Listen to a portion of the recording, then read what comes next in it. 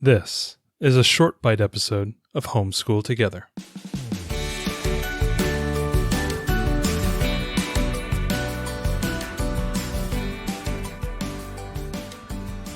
Hello, friends, and welcome back to Homeschool Together. And we are continuing our writing month, and we are talking today about critical writing tools and cool things that our young writers can use that will help them become better writers, help their writing to be a lot clearer, and beginning to use technology as a way of helping them, generate more work and generating higher quality work.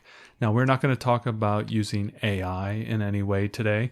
That's kind of a separate discussion that maybe will emerge over the next year or two that we'll start to talk about more. But today is really just your writer using software and the various tools that are available to help them be better writers and doing that. So we're talking about this because we're just coming off of our teaching how to write fiction episode. And then next week, we're going to talk a little bit about writing challenges. So this is like kind of the perfect, sandwich of, okay, you talked about writing fiction. Okay, great.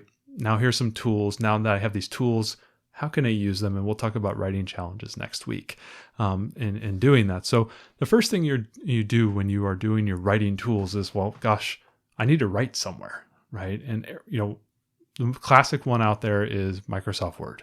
And I know we've all used Microsoft Word. And it is a famous, word processing tool. That's great. But something that I like a little bit more is Google Docs. And the reason why I like Google Docs is for the reason that the internet is ubiquitous everywhere. And as long as you have access to the internet, you have access to your Google Docs. That's one thing that I know that kind of separates me from maybe some other writers who tend to like to write in one place in their desk in front of their computer with their chai tea and their cat over here and their spinning light bulb magnet set and all the fun little things that help them focus when they are starting to write. I like to write anywhere and everywhere that I can, whether that is on my phone using Google Docs or on my Chromebook using Google Docs, or if I happen to be at a computer at a coffee shop or something, you can also write there as well, as long as you can sign in to your Google Docs. I love Google Docs for that reason, where it's free to use, it's everywhere, and I know a lot of kids now are using Google Drive. But I'm sure, I know in the public schools, they tend to use Google Drive accounts and Chromebooks as ways to, produce content, whether it's, docs or Excel sheets or PowerPoint presentations.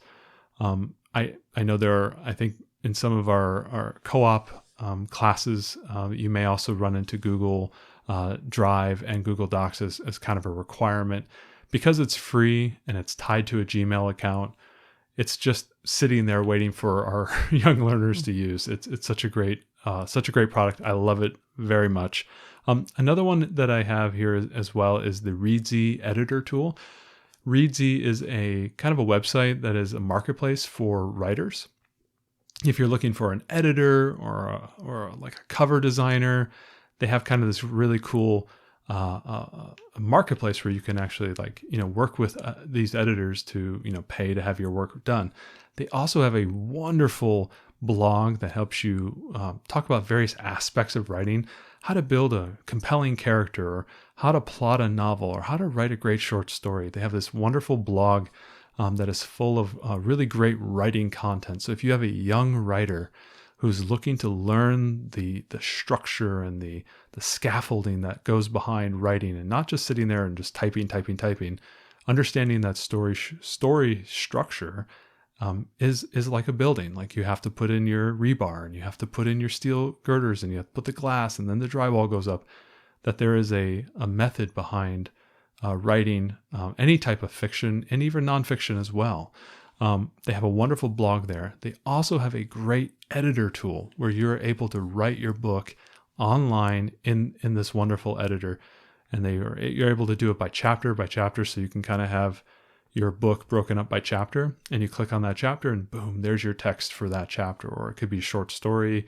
It could be a script for a screenplay that your young learner is trying to make. Maybe they want to go out and, film a movie with their friends.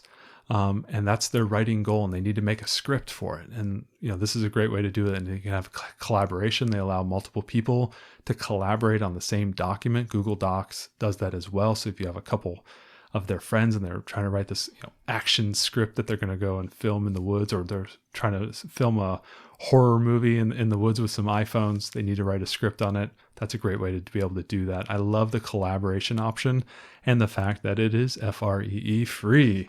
I love these two options. Another one that people use that is about $40. It's a one-time fee. It's called Scrivener, and it's a very, very high-powered tool. It's kind of like Microsoft Word, but built more for writers. Like you say, well, Microsoft Word is a writing tool, and people who write stuff use Microsoft Word. But Scrivener takes it to a whole nother level. It allows you to compile your document, it allows you to do brainstorming, and it is very much tailored towards fiction writers. They have both Mac and Windows versions of their tools, as well as an iOS. So if you have a young learner who wants to work on an iPad, and that's their way of using, they don't want to use a computer, they don't want a tablet, they want to use an iPad. Well, Scrivener is supported on that as well, and I think it's $40 for the $20 or $40, somewhere in that range. It's a one-time fee, and they're able to write in this tool. I know for a fact that I used an iPad to write my first 3 or 4 books. So it is not outside the realm of possibility that you write on an iPad that has a nice kind of fold-out keyboard and a kind of a closed clamshell-y type of thing. So the first thing your young learner needs to do is learn, what type of writing tool do I need? You can obviously go handwritten if they want to do handwritten, if they're doing a graphic novel or they're writing poetry. It could just be a journal and a nice number 2 pencil. Maybe you need to invest in some good pencils and some good lead. There are some more expensive pencils that have better writing characteristics that you can go ahead and look into. I know I used to work with a critique group here, and one of the women in there was a kind of a literary focused writer. And she did everything by hand, and she wrote her entire novels out by hand in kind of composition books. So your technology may not be a web-based tool. It may not be a computer-based tool. It may actually be an analog tool where you're just writing by hand. Going beyond just the tools, and I'm thinking this is tailored more towards, a little bit older kids, maybe not the younger ones like what we tend to focus on, this maybe towards middle school, high school level type of thing. Once they write their short story, they need to proofread it. They need to figure out where things are wrong, why things are not clear. Do they have a spelling mistake? One of the tools that I love to use is a tool called Grammarly, and I know it's very popular. A lot of people use it. What's wonderful about Grammarly is that it's able to plug into your ecosystem of tools, whether it's, I use Google Chrome as my browser. You can get it installed as a plugin, and everything you type can be analyzed by Grammarly, whether it's an email, you're typing something into a search bar, you're reading a book, some text document or something like that on a web page. You can go ahead and have your text analyzed if there's a spelling mistake or a clarity mistake. It also works on your desktop, so you can install, and it could be a system-wide, essentially, spell check, clarification check. I know you're using it a lot in your writing for your master's as well, right? Yeah, I use it a ton. I think the thing is that it's not really a spell check. No. It does that, but that's the least of what it does. Yeah. It really catches a lot of the punctuation stuff that Google Docs and Word don't catch. Yeah. And it does a lot of writing for conciseness, for clarity. This sentence doesn't make sense this way. It's a much higher level. It's not just looking for, is there supposed to be a period here and you misspelled this word? Yeah. It's really going at a much deeper level, and I've used it on all of my papers for school, and it works incredibly well. So I think at this point, I don't know that I would ever write anything without Grammarly. So what's the difference? There's the free version, and then there's the $140 a year. I know it goes on sale often around $80, but what's the difference between the free and the paid version? I know we have the paid. So they do a lot more checks around the clarity. The analysis of your writing goes deeper. A lot of the stuff on the free level tends to be a lot simpler, more of just a general spell check in line with something that you would see on, Microsoft Word or even a Google Docs, just doing a simple spell check and maybe some content check. That's kind of what you're getting there. With Premium, you get access to the clarity checks and the correctness, and you get the suggestions for. One of the cool things that I always love to see is, okay, here's a sentence that you wrote. It's fine grammatically, but you could make it better and it could read cleaner. And they'll go ahead and give you that suggested new sentence. And you read it and you go, oh God, that is better. Yeah, I should take that. Yeah. It reads better. It's smoother. It fits better. It's actually small. They in some respects, they may move some wording around. Sometimes they're removing stuff. So it's kind of making it a little bit tighter. I love it for that. Also with the Premium, you get access to what's called Grammarly Go, which is their AI inspired cleanup tool. So they can recommend truncating words, making like paragraphs, and say, okay, here's a paragraph. Can you make it simpler? Can you improve the writing here? That is available there as well on the Premium. I think it's one of those things that's like, you're right. It comes up like on sale very often, and for us spending $70 on it, it's a no-brainer.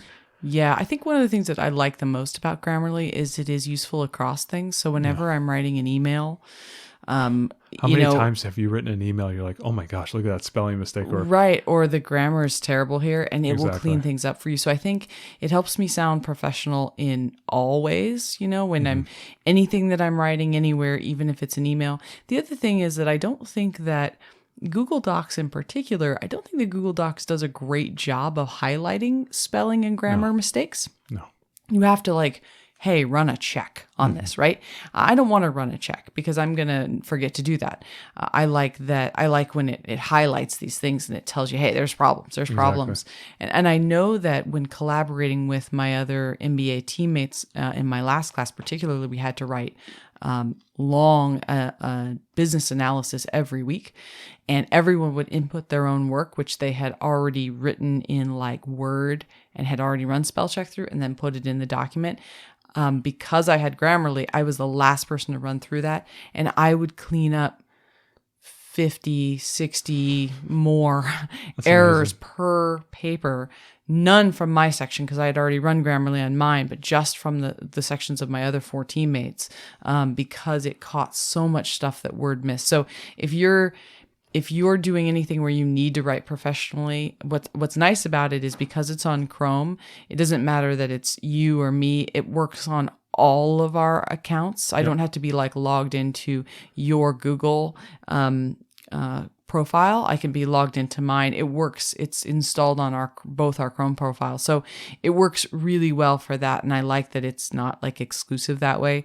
But if you run any kind of a home business or do anything else, it's not something that just your homeschoolers will get advantage of, but you will as well. Yeah, exactly. And when it's plugged in specifically for your desktop and you run it on, say, Pages on Mac, or you run it on Windows, and you use it in Microsoft Word, the ability for it to just scan that document and say, hey, there's 2,000 errors in this 100-page document. You need to go fix these errors. When I finish a book or I finish a long piece, I will run it and be like, wow, there's 2,000 errors. And a lot of it is clarity problems. Hey, this sentence doesn't really read. It's not smooth. You can make it better. My writing is always better when I run it through. It's always better. Always. And kind of what we talked about earlier with the text to speech as a way to edit your work. Grammarly is part of that effort for me. Very often I will use Grammarly first before I do the text to speech editing. So if you have a young writer, and they're learning to do their writing, they're writing their short story, or they're writing their essays, or they're writing, whatever they're doing, once they finish, if they then run Grammarly, they take care of the very clean, they do the cleanliness check, and then they go ahead and do the voice where it reads to them.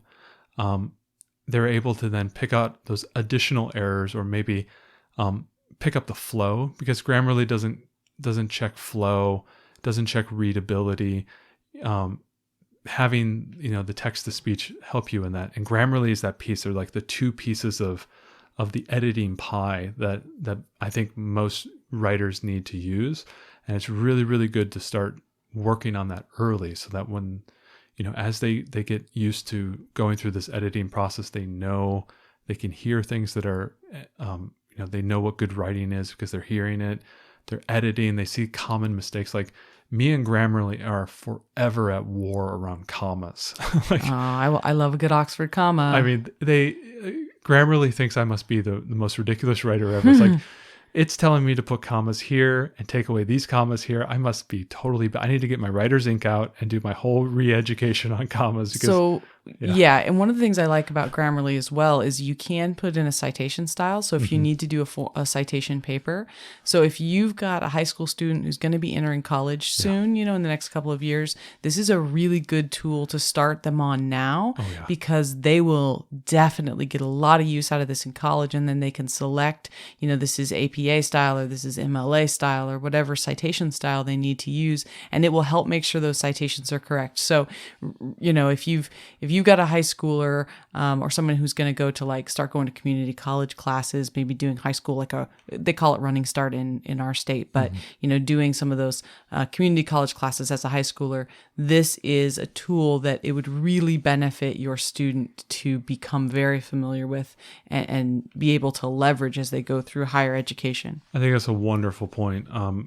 Being able to use these tools effectively at a younger age is just going to make them be better writers and work at a higher level and be able to produce content that I think is going to benefit them, not just for their grades, but also their ability to think, their ability to write clearly. I think these tools are super important. Now, there's an alternative to Grammarly called Pro Writing Aid, which is very similar to what Grammarly supports. They have very similar feature sets, and they're very similarly priced. They also have a free version as well. So definitely check out both. I tell a lot of times when people have a choice between multiple products that have free options, you should try both of them and see which one you like the most. Some people don't like the Grammarly green and all the red underlines or the way it works in Microsoft Word. Maybe you like the UI better in Pro Writing Aid. Both of them are very good tools. I've heard Pro Writing Aid is a little bit, I've heard people who are fiction writers tend to like that a little bit more. People who tend to work more in the corporate world like Grammarly a little bit more. And I don't know why the two differences are.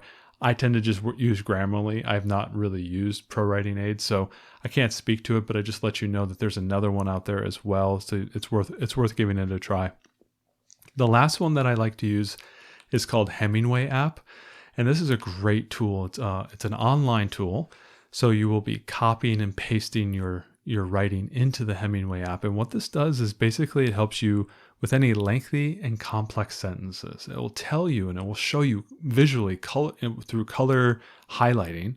This sentence is overly complex and it needs to be simplified. And that's kind of in the name with the Hemingway app. And it's saying, well, if we could all write more like Hemingway, our writing will be clearer and more concise. Now, some people don't like Hemingway's writing, and that's for them. But I think the mission behind the product is for you to write clearer and more concisely, because that helps your ideas get across better. And I really like the Hemingway app.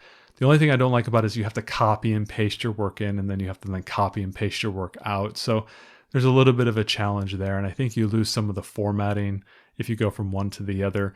But it's a great tool, I think, for young writers who maybe are in the middle school, elementary level, who want to really work on the craft of writing, and they're finding that they're overly wordy, that they're overly complex. They're trying to overwrite instead of just writing. Hemingway app will help you do that. It'll also tell you at what level of grade level you're writing at. So if you are trying to improve your writing, like the word choice and the vocabulary, it will tell you if hey, this is for a 4th grade reading level, or this is for a 12th grade reading level. Depending on the word choices that you use in your writing, it'll tell you where your target audience is. What's really cool about it is that there's the free online editor, so you can just use it for free. It's a great little page. Once you get to it, you just paste your text in and it will go ahead and analyze it. They have a desktop app that is a one-time fee for $20. And I have not used that, so I can't speak to the desktop app, but I've used the online app a lot of times. So if you're writing something that really has a lot of meaning, like for example, maybe a paper for an AP class, or if you're at a co-op and your writing teacher is asking you to write an essay, copying that essay into Hemingway app can really show you where maybe some of your writing is a little confusing and a little overly complex. And it's a great way to kind of improve your writing skills right up front. So today was a little bit of a short bite. We're just talking about these tools, and I really hope this helps you make these decisions. So as we talked about the fiction writing on Monday, we talked a little bit about the tools today, and hopefully get the reading challenges so you can be prepared to help your learner, whatever age they are, begin to, write their stories and put their writing on the page, and use these tools to help improve their writing. I think this is it will go a long way to guiding your young writers. Thanks so much for joining us today and making us a part of your homeschool journey. Please engage with us on social media. Join our Homeschool Together podcast group on Facebook and find us at Homeschool Together Podcast on Instagram. We'd love to hear your feedback, questions, and recommendations. Until next time, happy homeschooling!